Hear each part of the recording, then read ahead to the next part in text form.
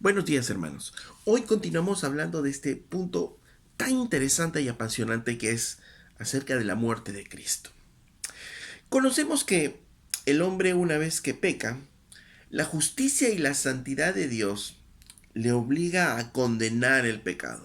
Porque si no condenara el pecado, pues Dios no sería ni santo ni justo, ¿no? Entonces, porque tiene estos dos atributos, santo y justo, Él tiene que condenar el pecado. Además, la Biblia nos enseña que Dios aborrece el pecado. Dios odia el pecado de tal manera que cuando el hombre peca, Dios levantó su ira contra el pecado. Quiero que miremos dos escrituras. Romanos 1.18 dice, porque la ira de Dios se revela desde el cielo contra toda impiedad e injusticia de los hombres que detienen con injusticia la verdad. Dice, la ira de Dios se revela desde el cielo contra toda impiedad e injusticia de los hombres, ¿no? Dios está airado en los cielos por todo el pecado del hombre. Colosenses 3:6. Otra escritura. Dice, eh, voy a leer desde el 5. Dice, haced morir pues lo terrenal en vosotros, fornicación, impurezas, pasiones desordenadas, malos deseos y avaricias, que es idolatría, cosas por las cuales la ira de Dios viene sobre los hijos de desobediencia. ¿Por qué viene la ira de Dios? Por el pecado que cometían. Fornicación, impurezas, pasiones desordenadas, malos deseos, avaricias, etcétera, ¿no? Entonces, Dios tiene que castigar el pecado, pero a su vez también el pecado ha generado la ira de Dios. Y decíamos en la enseñanza pasada que Dios proveyó en el Antiguo Testamento una manera de pagar por los pecados, ¿no? Por medio del sacrificio de animales cuya sangre era derramada. Pero la muerte de este animal obviamente no tenía el valor suficiente para compensar la magnitud de la ofensa a Dios que es el pecado, ¿no? Entonces el pecado ofende de tal manera a Dios que no hay forma de pagar. El sacrificio de animales como una forma de pagar por el pecado era una figura que Dios había hecho en el Antiguo Testamento para preparar al hombre para lo que venía después. El problema es que el sacrificio de animales no perdonaba finalmente los pecados, ni tampoco liberaba de la culpa al pecador. En la misma Biblia dice, en el libro de Hebreos capítulo 10, verso 4, dice, desde el 3 leo, dice, pero en estos sacrificios cada año se hacía memoria de los pecados, ¿no? Cada año se tenía que rememorar esto. 4, porque la sangre de los toros y de los machos cabríos no puede quitar los pecados. Por lo cual, entrando en el mundo, dice, sacrificio y ofrenda no quisiste, mas preparaste mi cuerpo, decía Cristo. Holocaustos y expiaciones por el pecado no te agradaron. Entonces dije, he aquí que vengo, Dios, para hacer tu voluntad, como en el rollo del libro está escrito, ¿no? Cristo mismo dice, sacrificios, holocaustos por el pecado, para como paga del pecado, no te agradaron, no era suficiente, ¿no? Así es que preparaste tú mi cuerpo y aquí estoy yo, Señor, dice, vengo para hacer tu voluntad, ¿no? Esto es lo que decía Jesucristo. Entonces, el sacrificio de animales era solo una figura de lo que iba a venir más adelante, quien es Jesucristo, que es el verdadero Cordero de Dios que va a quitar el pecado del mundo. ¿Ok? Entonces, la muerte de Jesucristo y obviamente el derramamiento de su sangre con esa muerte fue la expiación o pago por nuestros pecados. Recordemos que la paga del pecado es muerte. Y la muerte expiatoria de Jesucristo significa, por tanto, que con su muerte Él puede borrar los pecados y las culpas de aquellos que confían en Él. La pregunta que surge entonces es, ¿por qué tenía que haber muerte? ¿Por qué tenía que morir? Porque la ira de Dios que se derramaba demandaba eso, demandaba la muerte. En el libro de Hebreos capítulo 9 verso 22 dice, y casi todo es purificado según la ley, con sangre, y sin derramamiento de sangre no hay remisión de pecados. Si no hay derramamiento de sangre no puede haber remisión de pecados. Por eso es que el animal sacrificado en el Antiguo Testamento tenía que morir y su sangre ser derramada. Y por ello, cuando Cristo es el pago por, se hace el pago por nuestros pecados, es el Cordero de Dios ahora que va a morir y a derramar su sangre en esa cruz. A esto se llama el pago por nuestros pecados. Cristo ha pagado por nuestros pecados. Esto se llama expiación. Ahora, en la cruz, Jesús también carga nuestros pecados, ¿no es cierto? Como ya lo hemos dicho. En Primera de Pedro, capítulo 2, verso 24, dice, quien llevó él mismo nuestros pecados en su cuerpo sobre el madero, para que nosotros, estando muertos a los pecados, vivamos a la justicia, y por cuya herida fuisteis sanos. Quien él mismo llevó nuestros pecados en su cuerpo sobre la cruz. Entonces, estando en la cruz, él en su cuerpo lleva nuestros pecados. Ahora, si a Jesucristo se le imputa todos los pecados de aquellos que van a ser salvos, entonces, cuando el Padre ve los pecados en Jesucristo, ¿qué ocurrirá? La ira de Dios será derramada sobre Jesucristo. La ira de Dios entonces se derrama en Jesucristo. Y quiero que veamos este pasaje de Isaías capítulo 53, versos 5 en adelante. Dice, mas él herido fue por nuestras rebeliones, molido por nuestros pecados. Dice que él es herido por nuestras rebeliones, por nuestro pecado. Él es molido por nuestros pecados. Entonces, ¿por qué Cristo padeció en la cruz? ¿Por qué sufrió en la cruz? Por tus pecados, por los míos. Porque Él era el pago por los pecados. ¿Ok? El castigo, dice, de nuestra paz fue sobre Él. Para que nosotros pudiésemos vivir en paz, Él tuvo que ser, dice, castigado. Porque Él tomó nuestro lugar en la cruz, ¿no es cierto? Como pago por el pecado. Entonces el castigo de nuestra paz fue sobre él, y por su llaga fuimos nosotros curados, ¿no? De nuevo nos dice lo mismo, que por las llagas, por el sufrimiento de Cristo en la cruz, entonces fuimos curados. ¿De qué? De esta enfermedad que persigue al hombre, que es el pecado. Todos nosotros nos descarriamos como ovejas, cada cual se apartó por su camino, mas Jehová cargó en él el pecado de todos nosotros. De nuevo, Dios imputó todos nuestros pecados en él, mas Jehová cargó en él el pecado de todos. Angustiado él y afligido, no abrió su boca. Miren, los sufrimientos de Cristo. Como cordero fue llevado al matadero, y como oveja delante de sus trasquiladores enmudeció y no abrió su boca.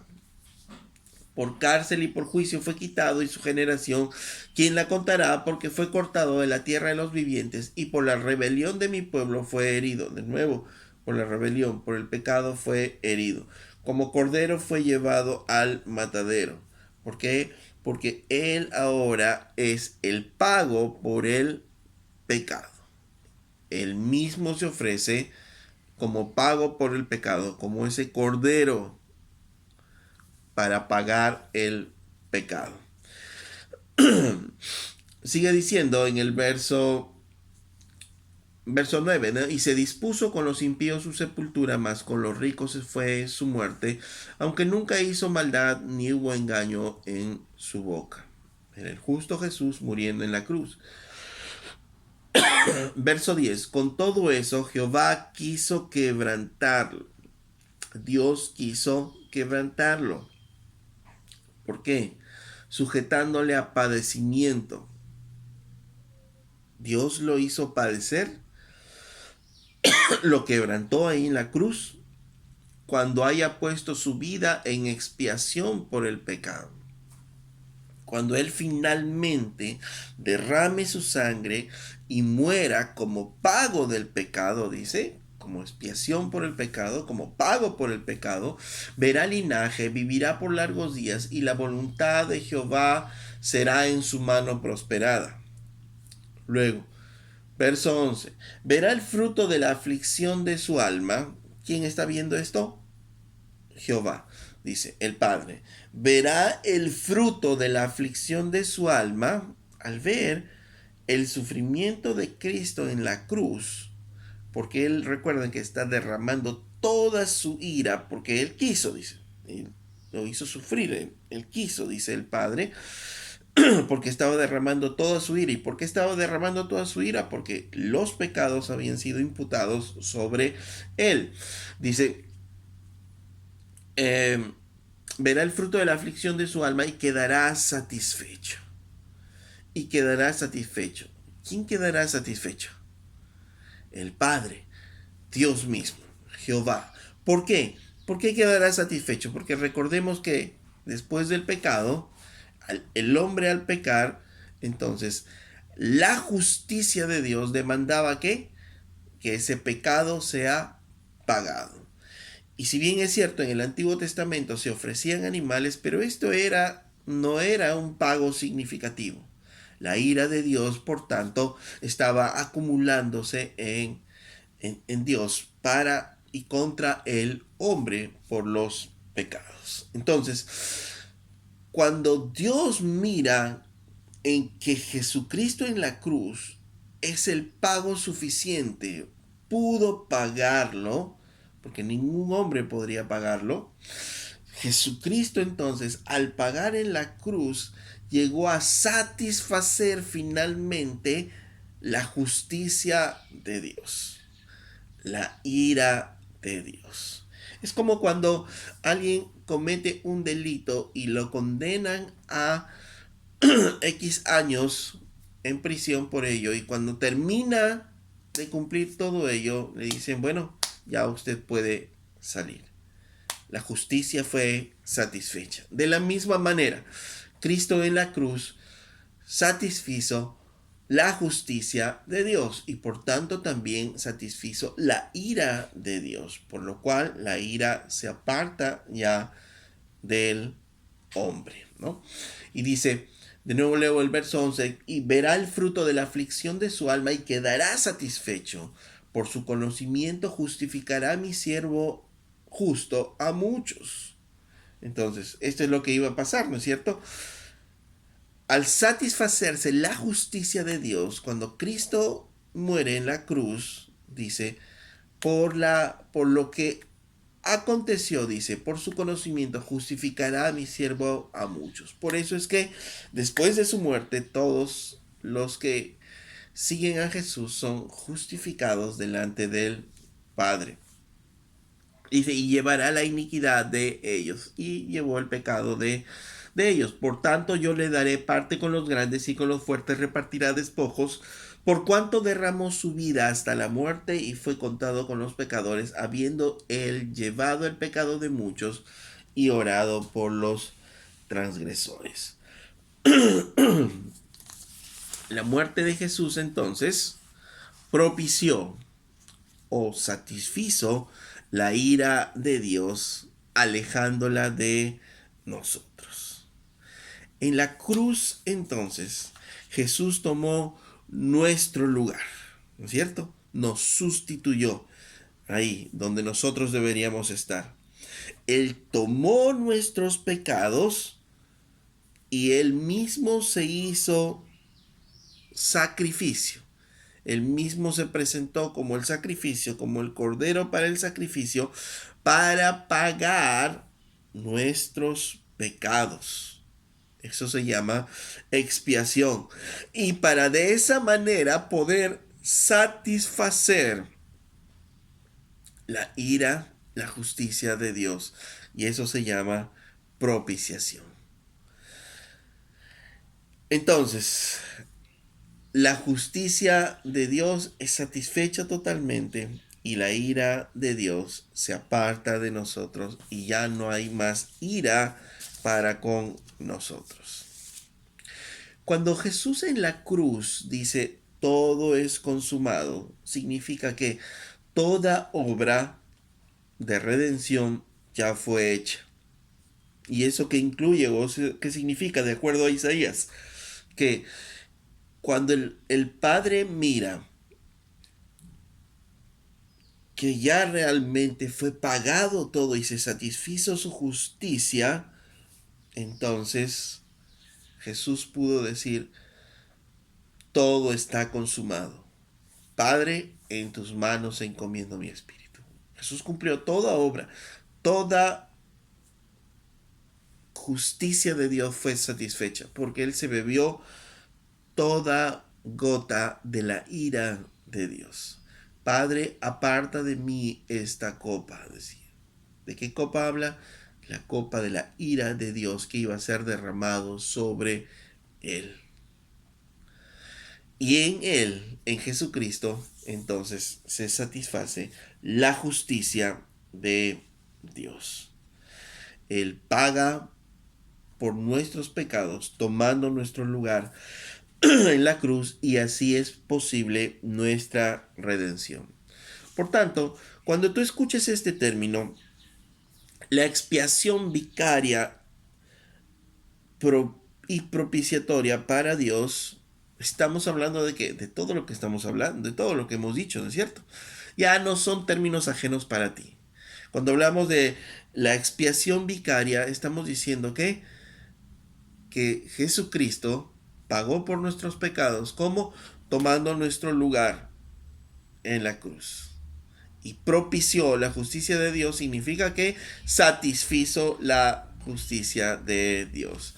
Pablo menciona esto en otras palabras en Efesios capítulo 5 verso 2 y miren, dice, y andad en amor como también Cristo nos amó y se entregó a sí mismo por nosotros, ofrenda y sacrificio a Dios en olor fragante. Dice, andad en amor como también Cristo nos amó y se entregó a sí mismo por nosotros. Él se entregó voluntariamente por nosotros, sustituyéndonos, ¿no? Nos sustituye en la cruz como ofrenda y sacrificio, expiación. Él es el pago, la ofrenda, el sacrificio por nuestros pecados. ¿A quién?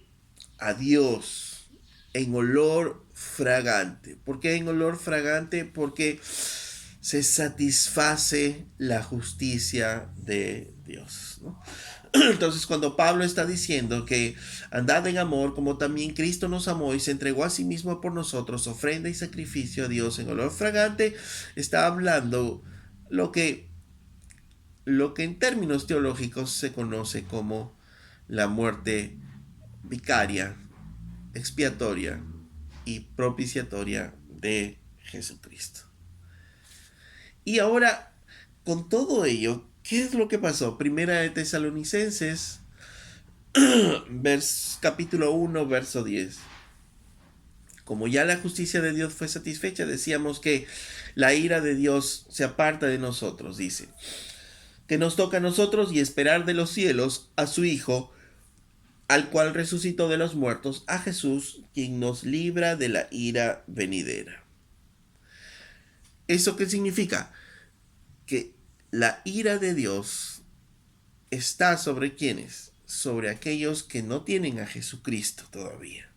Entonces, la ira de Dios fue satisfecha para nosotros, los que creemos en Él, lo que con nuestra boca y con nuestro corazón confesamos y creemos que Jesús murió por nosotros. Pero aquellos que no tienen a Jesucristo, la ira de Dios todavía no ha sido satisfecha. Entonces, Jesucristo ya nos libró a nosotros de la ira venidera. Entonces ya nosotros no esperamos su ira, porque ya fue pagada, ya fue satisfecha. ¿Y qué esperamos nosotros entonces? En nosotros ya no hay temor de esa ira. El temor ya ha sido superado, ya ha sido dejado. Ahora solo esperamos en su amor. Conocer la muerte de Cristo y las implicancias para nuestras vidas es algo, además de especial, es, es lo que justamente llena nuestros corazones. El poder entender lo que Jesús hizo en la cruz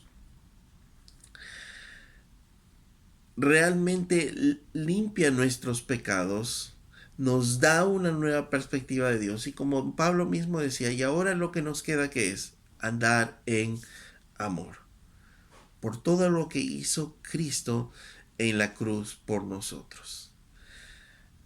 Entender la muerte de Cristo es algo fundamental en nuestras vidas como creyentes. Por eso es que, como decíamos la semana anterior, la predicación de todos los apóstoles y de toda la Biblia, ¿en qué se basaba? En la muerte y resurrección de Cristo. Necesitamos conocer de la muerte de Cristo. Vuelve a ver este video y vuelve a repasarlo y realmente llena tu corazón de la obra que hizo Cristo en nuestras vidas para poder darle gracias a nuestro Dios, y esto nos llevará a adorarle, a amarle, como decía Pablo. Y seguramente, si no lo entendías antes, esto va a cambiar tu vida. Hasta la próxima.